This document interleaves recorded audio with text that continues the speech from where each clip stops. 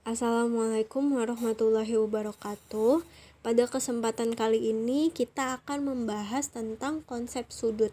Nah, sebelum masuk ke materi yang lebih dalam lagi, kita akan berkenalan dulu nih tentang sudut. Sudut itu apa sih? Nah, sudut itu merupakan pertemuan dari dua sinar garis yang saling berpotongan. Sinar garis itu apa? Sinar garis itu sudah saya jelaskan ya di pertemuan sebelumnya. Coba kalian buka buku catatannya kalau misalnya lupa. Bedanya sinar garis, ruas garis, dan garis itu apa ya? Jadi di sini ada dua sinar garis A, kemudian sinar garis B. Mereka berpotongan di satu titik yang sama, yaitu titik P. Nah, kemudian di sini akan membentuk sebuah sudut. Nah, kemudian yang kedua adalah penamaan sudut.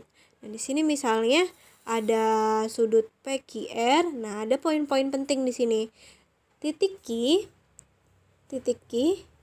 ini merupakan titik sudutnya. Nah, ini kan sudutnya, titik Q merupakan titik sudutnya. Kemudian simbol sudut dilambangkan seperti ini.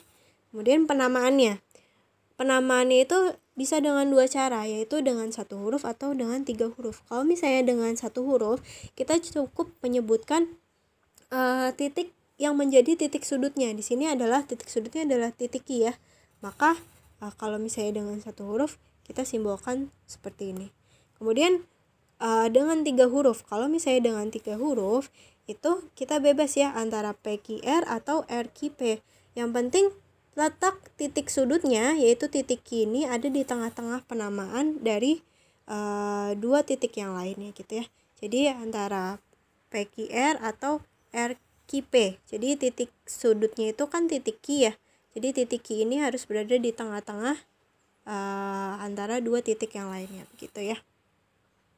Kemudian yang ketiga, jenis-jenis sudut. Ada beberapa jenis-jenis sudut, yaitu yang pertama, sudut lancip. Sudut lancip ini merupakan sudut yang besarnya lebih dari 0 derajat dan 90 derajat ya.